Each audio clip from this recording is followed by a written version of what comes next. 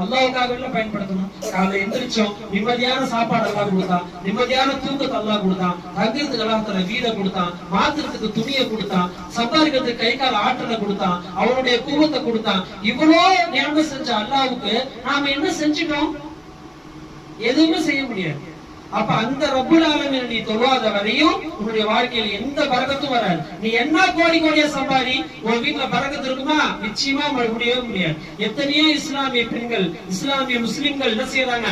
ஃபஜர் தொழுவாம தூங்கிட்டு இருக்காங்க. ஃபஜர் பாங்க சொல்லப்படுது, காலைல ஃபஜர் தொழுகைக்கு பள்ளிவாசல்ல பார்த்தா 5 பேர் நிக்கிறாங்க. 1000 பேர் நிக்க வேண்டிய பள்ளிவாசல்ல எத்தனை பேர் நிக்கிறாங்க? 5 பேர் நிக்கிறாங்க ஃபஜர் தொழுகை. எவ்வளவு வருத்தமான செய்தி!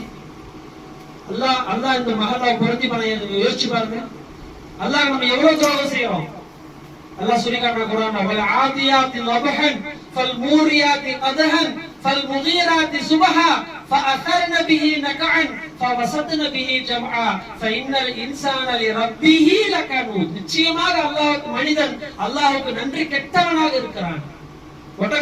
குதிரையை பத்தி அல்லாஹ் தஆலா சொல்லி காட்டுறான். அந்த குதிரை இருக்குது, அந்த போர்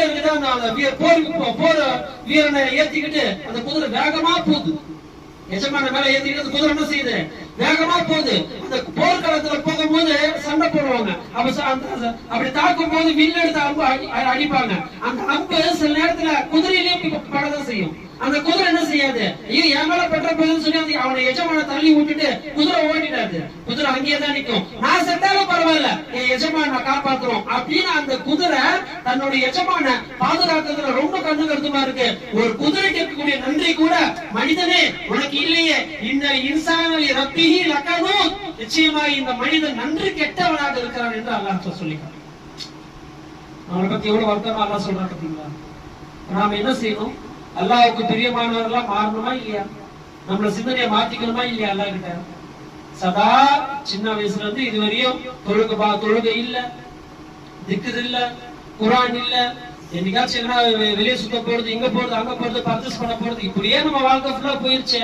நாளைக்கு மௌத் வந்துட்டா, நாளைக்கு கபர்ல உட்கார்ந்து கேள்வி கேட்டா நீ என்னப்பா செஞ்சேன்னு கேட்டா நம்ம என்ன பதில் சொல்லுவோம்? யோசிச்சு பாருங்க. எனவே நம்முடைய வாழ்க்கையை நீங்கள் உங்களை மாற்றிக்கொள்ளுங்கள், உங்களுடைய குழந்தைகளை மாற்றிக்கொள்ளுங்கள். உங்களுடைய வாழ்க்கையை இன்ஷா அல்லாஹ் வருங்காலத்துல எப்படி ஆயிடணும்? அல்லாஹ்வுக்காக ஆயிடணும். பெருமானார் எப்படி சொல்லி காட்டுறாங்க? மன் கான லில்லாஹி, எந்த ஒரு மனிதர் அல்லாஹ்வுக்காக ஆகிவிட்டாரோ கான அல்லாஹு லஹு, அவருக்காக அல்லாஹ் இருக்கிறான். அப்படின்னா என்ன? அவருக்கு ஒரு பிரச்சனை என்று வரும்போது அல்லாஹ் அந்த பிரச்சனை நீக்கி வைப்பான். அவர் அந்த ஆபத்துல இருந்து அல்லாஹ் காப்பாத்துவான், நோயில இருந்து அல்லாஹ் அவரை காப்பாத்துவான். சில பேர் என்ன செய்யறாங்க தெரியுமா? நோய் வந்த பிறகு ஆஸ்பத்திரியில படுத்து படுக்கையான பிறகு ஒரே கதறது.